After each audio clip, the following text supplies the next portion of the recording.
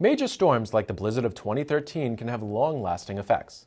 One area of concern last weekend was the Attleboro Waste Water Treatment plant. The plant was left undamaged by the storm. However, as the snow begins to melt in the coming days, there may be problems with the city's drainage and sewer systems. We spoke with the superintendent of the wastewater treatment plant, Paul Kennedy, about the possible problems that they may face in the coming days. My name's Paul Kennedy. I'm the superintendent of the wastewater treatment plant here in the city of Attleboro. During the blizzard, Nemo, utility power was interrupted briefly at the treatment plant, which was very surprising.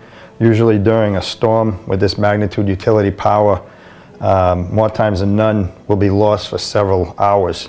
Early into the storm, our utility power had some blips causing our emergency generator to kick on and off as the power fluctuated. This raised our concern, so before a problem occurred, we opted to take our plant off of the grid and run our emergency generator manually, even though utility power was available through most of the storm.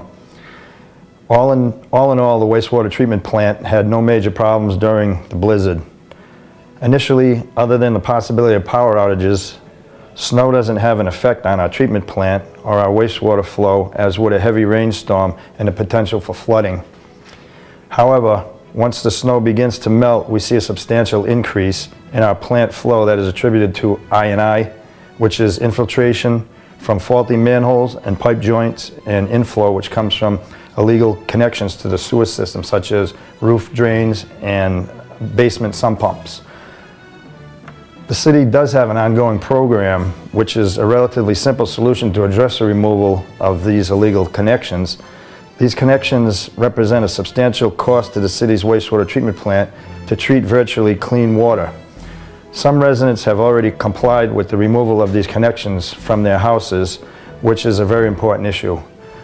During heavy rain, storms, and flooding situations, we have in the past asked city residents to curtail their water usage as much as possible, such as less frequent flushing of toilets, flushing or washing clothes, etc., to minimize any additional flow into more than likely already overburdened sewer system and wastewater treatment plant.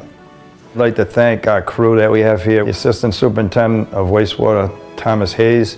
We were here from 8 o'clock Friday morning until noontime on Saturday. Everybody pitched in. We had all hands on deck, and it was pretty much a smooth transition. These guys all, work together during storms, any kind of flooding, any situations serious like this.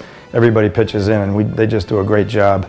Also, Mayor Dumas, he had played a very good role in this whole storm. Any power outages were reported directly to the mayor through the EOC, and he was able to get on it right away for us, and he was, as a matter of fact, instrumental in getting one of our Rutledge Drive lift station that's in South Attleboro back on utility power. And I wanted to thank everybody else in the city that contributed to this